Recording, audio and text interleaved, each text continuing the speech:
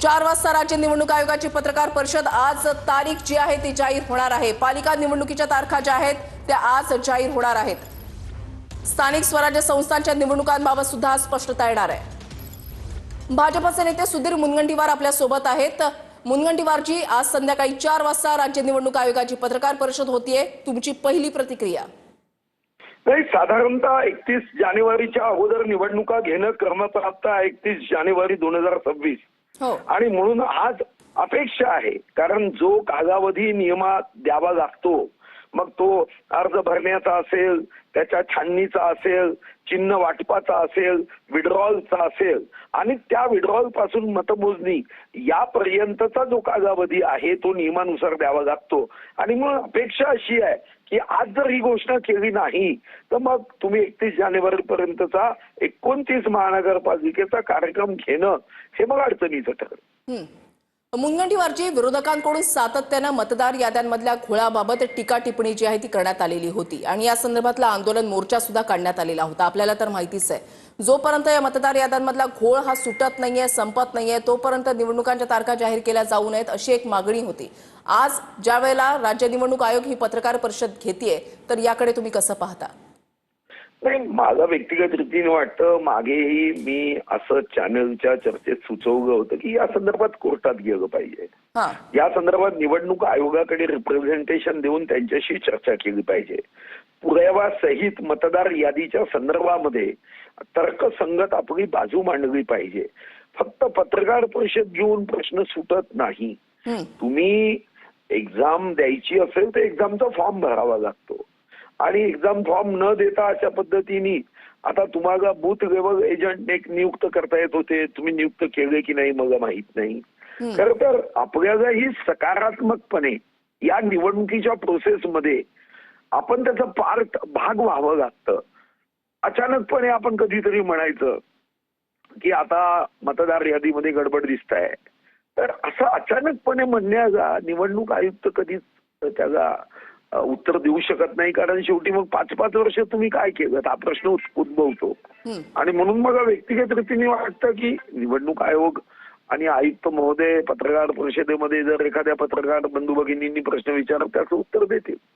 नक्कीच, धन्यवाद मुनगंटीवारजी, तुम्ही या संदर्भात आमच्याशी सविस्तर संवाद साधण्यासाठी। तर ठाकरेंच्या शिवसेनेच्या नेत्या सुषमा अंधारे सुद्धा आपल्यासोबत जोडल्या गेलेल्या आहेत। अंधारेताई, स्वागत आहे तुमचं TV9 मराठीमध्ये। आज संध्याकाळी 4 वाजता राज्य निवडणूक आयोगाची पत्रकार परिषद होतीये। तारखा ज्या आहेत त्या जाहीर होऊ शकतात। विरोधकांकडून सातत्याने तुमच्याकडून एक प्रश्न जो आहे तो उपस्थित केला जात होता की जोपर्यंत मतदार याद्यांमधला घोळ हा संपत नाही, जोपर्यंत त्यामध्ये स्पष्टता येत नाही, तोपर्यंत निवडणुकांच्या तारखा या जाहीर केल्या जाऊ नयेत। मात्र आज संध्याकाळी 4 वाजता पत्रकार परिषद होतीये आणि थोड्याच वेळामध्ये आदित्य ठाकरे यांची देखील पत्रकार परिषद होणार आहे। तुमची पहिली प्रतिक्रिया? खरं तर ही बहुचर्चित पत्रकार परिषद असेल आणि अत्यंत बहुप्रतीक्षित सुद्धा असेल। तब्बल 7-8 वर्षानंतर या निवडणुकांची उद्घोषणा होत आहे, त्यामुळे निश्चितपणे सगळ्यांच्या मनात उत्सुकता आहे। पण उत्सुकतेसोबतच काही प्रश्न आहेत।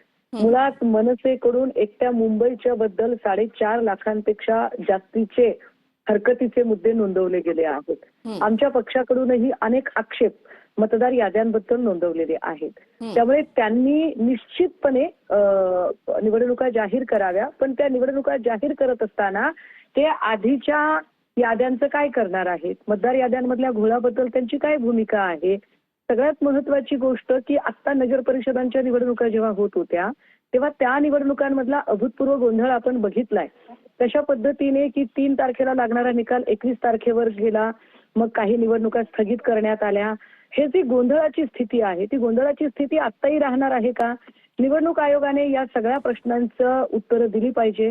माझी TV9 ला विनंती असेल की आपल्या प्रतिनिधीने सुद्धा आज होणाऱ्या पत्रकार परिषदेमध्ये आयोगासमोर हे प्रश्न उपस्थित करायला हवे आणि महाराष्ट्रासाठी ती उत्तरे मिळवायला हवीत।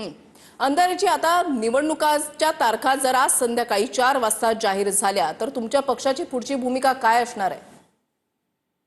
नाही, माझ्या पक्षाची भूमिका काय या संदर्भात थोड्याच वेळामध्ये आदित्यजी आमचे पत्रकार परिषद घेणार आहेत आणि ते भूमिका स्पष्ट करतील.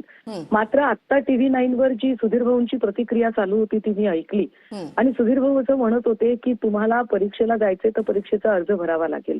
आम्ही सुधीर भाऊंना आणि महाराष्ट्राला सांगितलं पाहिजे की निवडणूक आयोगाच्या संदर्भाने निवडणूक आयोगाचा जो काही गोंधळ चालू आहे त्यावर आम्ही नुसत्या पत्रकार परिषदा घेतल्या नाही तर महाविकास आघाडीच्या नेत्यांनी सगळ्यांनी मिळून निवडणूक आयोगाची भेट घेतली, त्यांना भेटून लेखी निवेदन दिलं, त्यांच्या प्रोफॉर्म मध्ये अपेक्षित असणाऱ्या त्यांना आम्ही हरकतीचे मुद्दे नोंदवले. एवढंच नाही तर विधानसभेच्या निवडणुकांच्या काळामध्ये जिथे घोळ झालेला आहे आणि त्याचा प्रॉब्लेम झालेला आहे त्याच्यामधून आम्ही अगदी माननीय न्यायालयाचे सुद्धा दरवाजे ठोठावले. त्यामुळे आम्ही नुसते बोलत नाहीयो तर आम्ही एकाच वेळेला पत्रकार परिषदांच्या माध्यमातून लोकांपर्यंत जाण्याचा प्रयत्न करतोय. ऍट द सेम टाइम आम्ही निवडणूक आयोगासारख्या स्वायत्त यंत्रणा आणि न्याय व्यवस्था या दोन्हींकडे आमची फिर्याद मांडत आहोत.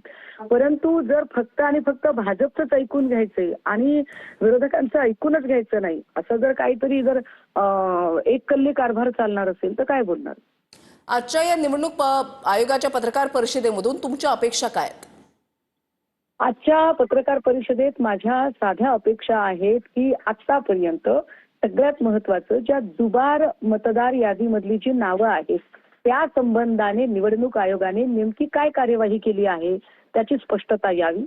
दुसरं, मनसे किंवा शिवसेना किंवा काँग्रेस आणि राष्ट्रवादी यांनी जे अनेक हरकतीचे मुद्दे नोंदवलेले आहेत जे लाखोंच्या घरात आहेत या हरकतीच्या मुद्द्यांचं स्पष्टीकरण त्यांच्याकडे काय आहे त्याची स्पष्टता आली पाहिजे. क्रमांक 3, आरक्षणाच्या मुद्द्यावर ऐन वेळेला नगर परिषदांच्या निवडणुकांमध्ये जो घोळ घातला गेला आणि काही निवडणुका पुन्हा दुबार पद्धतीने स्थगित करून पुन्हा घेतल्या गेल्या, हे असा गोंधळ या वेळेला होणार आहे का की तुम्ही खरंच सगळा व्यवस्थित अभ्यास केला आहे. कारण पुन्हा काही महापालिकांमध्ये जर आरक्षण मर्यादा कमी जास्त झाली तर पुन्हा प्रॉब्लेम होऊ शकतो आणि दरवेळेला इतक्या सगळ्या लोकांमध्ये म्हणजे सगळ्याच उमेदवारांमध्ये खर्च करण्याची तितकी कुवत नसते. तो ह्या सगळ्या गोष्टींचा विचार काय आयोगाने केला आहे का. महत्वाचं, आता काही ठिकाणी परीक्षांचं सुद्धा वातावरण असणार आहे त्यामुळे विद्यार्थ्यांच्या परीक्षा आणि निवडणुका या सगळ्यांचा एकूण ताळमेळ कसा घातला जाईल अशा अनेक प्रश्नांवर आज अपेक्षा आहे की निवडणूक आयोगाने स्पष्टता द्यावी. नक्कीच. धन्यवाद अंधारीजी, तुम्ही आमच्याशी या संदर्भात सविस्तर संवाद साधण्यासाठी. भाजपचे नेते अतुल भातखळकर सुद्धा आता आपल्यासोबत जोडले गेलेले आहेत. भातखळकरजी, आज संध्याकाळी 4 वाजता राज्य निवडणूक आयोगाची पत्रकार परिषद. विरोधकांकडून अजूनही असं म्हटलं जात आहे की आजच्या पत्रकार परिषदेमधून स्पष्टता आली पाहिजे की मतदार याद्यांमधला जो घोळ झालेला आहे त्या संदर्भात जी हरकत्या त्यांच्याकडे मेन्शन करण्यात आलेल्या आहेत त्याचं काय झालं त्याबाबत स्पष्टता आली पाहिजे असं विरोधकांचं म्हणणं आहे. विरोधकांना म्हणावं तुम्ही निवडणुकीला तयार आहात की नाही याच्यावर त्यांना प्रश्न विचारा. आज 15 डिसेंबर रोजी मतदार यादी पब्लिश होणार होती, ती पब्लिश झाली असेल आणि मतदार आयोग निर्वाचन आयोग जो आहे तो आज 4 वाजता पत्रकार परिषद घेऊन बहुतेक निवडणुकीची घोषणा करतील, त्यांचं टाइम टेबल घोषित करतील. त्यामुळे भारतीय जनता पार्टी आणि महायुती म्हणून मी सांगतो की आम्ही याचं स्वागत करतो. निवडणुकीला आम्ही तयार आहोत. जनतेच्या न्यायालयात जाऊन आम्ही आमची बाजू मांडणार आहोत.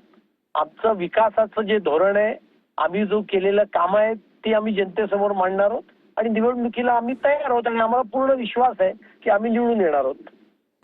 नक्कीच. धन्यवाद भातखळकरजी, तुम्ही आमच्याशी या संदर्भात सविस्तर संवाद साधण्यासाठी. खासदार नरेश म्हस्के सुद्धा आपल्यासोबत जोडले गेलेले आहेत. म्हस्केजी, संध्याकाळी 4 वाजता पत्रकार परिषद राज्य निवडणूक आयोगाची तयारी तुमची कुठपर्यंत आली आहे? तुमची पहिली प्रतिक्रिया? बघा, निवडणुका केव्हाही लागल्या तरी त्यांना सामोरे जाण्याची आमची तयारी झालेली आहे. कधीही जाहीर होऊ द्यात, आम्ही त्या पूर्ण ताकदीनिशी लढण्याकरता तयारी आमची झालेली आहे.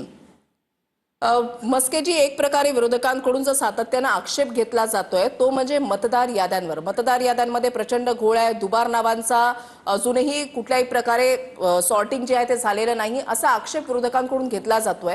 निवडणूक अधिकाऱ्यांची त्यांनी भेट घेतलेली होती. या सर्व घडामोडी तर तुम्हाला माहितीच आहेत आणि एक प्रकारे त्यांच्याकडून अशी अपेक्षा व्यक्त केली जाते की या पत्रकार परिषदेमधून स्पष्टता जी आहे ती आली पाहिजे. हास्यास्पद गोष्ट आहे की मतदार याद्यांचा पुनर्रचना जो करण्याचा निर्णय बिहारमध्ये घेतला त्याला विरोधकांनी विरोध केला, बंगालमध्ये घेतोय, तामिळनाडूमध्ये घेतोय. आता शेवटी पुनर्रचना केल्याशिवाय तर त्या याद्या बरोबर होणार नाहीत. दुटप्पी भूमिका आहे आणि त्या विरोधक केवळ आपल्या परिस्थितीनुसार बॉम्ब करत आहेत. ठीक आहे, धन्यवाद मस्करजी, तुम्ही आमच्याशी या संदर्भात सविस्तर संवाद साधण्यासाठी, तुमची सविस्तर प्रतिक्रिया देण्यासाठी. शिवसेनेचे खासदार नरेश म्हस्के आपल्यासोबत होते.